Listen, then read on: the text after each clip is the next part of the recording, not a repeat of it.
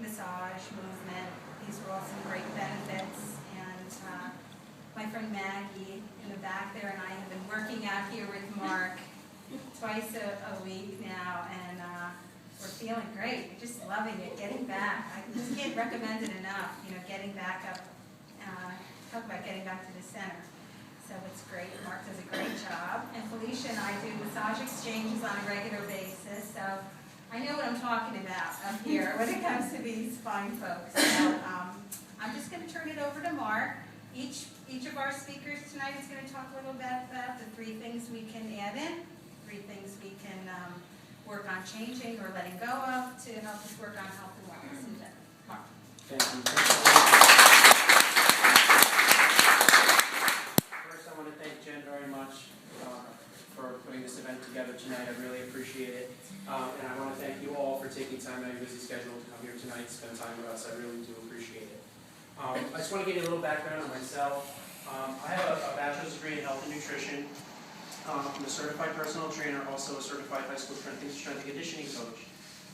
And I was mentored at a facility called Test Sports Clubs. They have 2 facilities right now, one in Bedminster and one in Martinsville. And it's the premier strength and conditioning training center for athletes in the country. They just formulated a partnership with Florida State University, so they have a hub now actually in Florida. And they've come together with Parisi's Speed School. I don't know if anybody's familiar with Parisi's.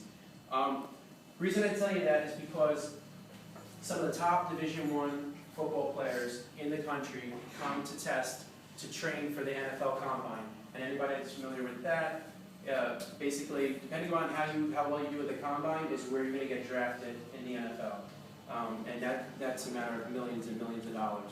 So each agent pays about $12,000 per athlete to go to this facility for 6 to 8 weeks to train, just to improve their draft position. So basically, Test went to the athlete's performance in Arizona, which kind of started this trend of strength and conditioning to where it is today, about 5 or 6 years ago. So I was very fortunate enough a few years ago to be mentored at Martinsville. And what we did is we took a lot of the practices that we learned, that they learned at athlete's performance and then implemented at Test, and we started working with our general population. So I've had clients 14 years old all the way to 82 years old. And what we did is we implemented a lot of the warm-ups, which we call movement preparations or dynamic warm-ups, into our general personal training clients as well as our athletes. And basically they're very simple, and what I'm going to show you today is you can actually include them in your regular routine prior to your workout. Whether you're a runner, a cyclist,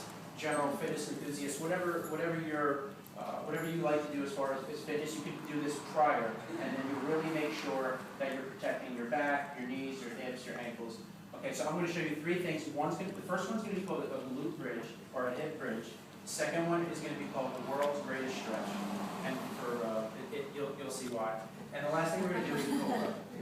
Again, Mike Alonso is one of my students. He's a star athlete, senior at Rumson Fairhaven High School, right around the corner.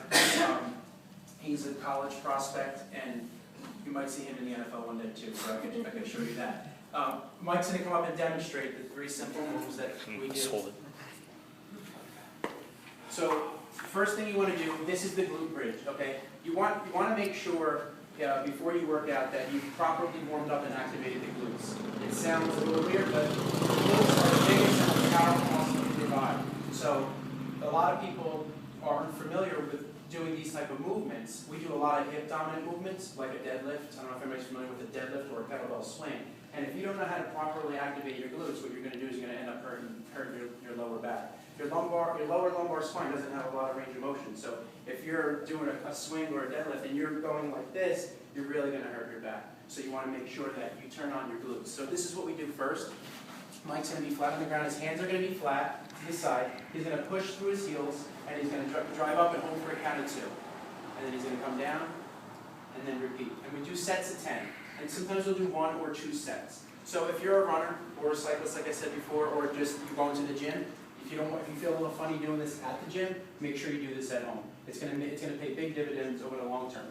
Maybe you might not feel it right away, but what you're going to do is you're going to do the neuromuscular connection. You're going to learn how to turn on your glutes, and before you hurt your back.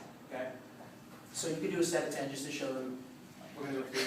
And if anybody want to try it, You're gonna need 4. we only did 4. You got to do his 10.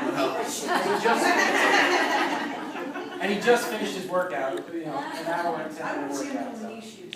Yeah. I'm sorry, did I come unprepared?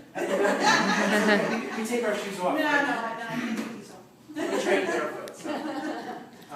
Now we're going to go to the Cobra. You're going to flip over.